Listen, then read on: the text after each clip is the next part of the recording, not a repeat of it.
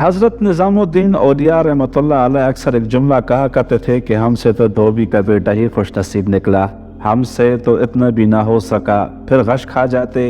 ایک دن ان کی مریدوں نے پوچھ لیا کہ حضرت یہ دھوبی کے بیٹے والا کیا ماجرا ہے؟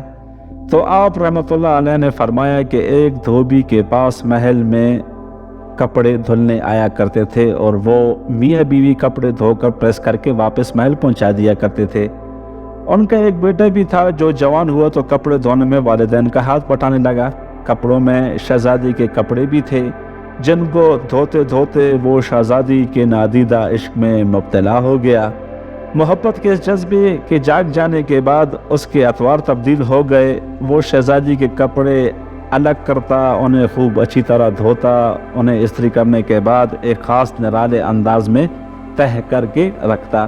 سلسلہ چلتا رہا، آخر والدہ نے اس تبدیلی کو نوٹ کیا اور دھوبی کے کان میں خسر پسر کی، یہ تو لگتا ہے سارے خاندان کو مروائے گا، یہ تو شہزادی کے عشق میں مبتلا ہو گیا ہے۔ والد نے بیٹے کے کپڑے دھونے پر پابندی لگا دی۔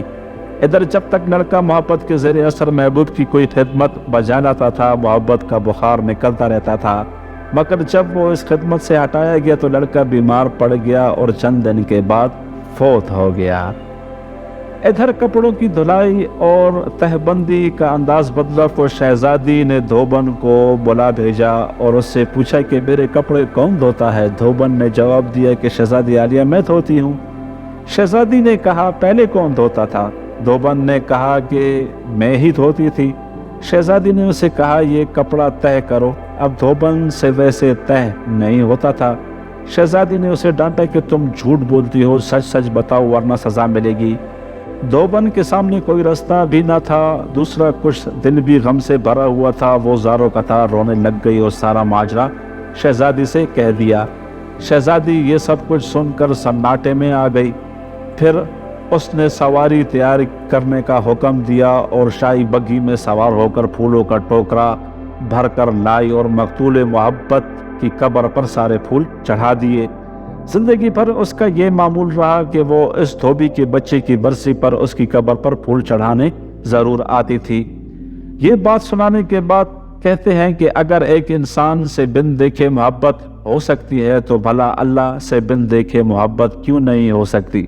ایک انسان سے محبت اگر انسان کے مزاج میں تبدیلی لا سکتی ہے اور وہ اپنی پوری صلاحیت اور محبت اس کے کپڑے دھونے میں بروئے کار لا سکتا ہے، تو کیا ہم لوگ اللہ سے اپنی محبت کو اس کی نماز پڑھنے میں اسی طرح دل و جان سے نہیں استعمال کر سکتے؟ مگر ہم بوجھ اتارنے کی کوشش کرتے ہیں۔ اگر شہزادی محبت سے طے شدہ کپڑوں کے انداز کو پہچان سکتی ہے تو کیا رب کریم بھی محبت سے پڑھی گئی نماز اور پیچھا چھڑانے والی نماز کو سمجھنے سے عاجز ہیں؟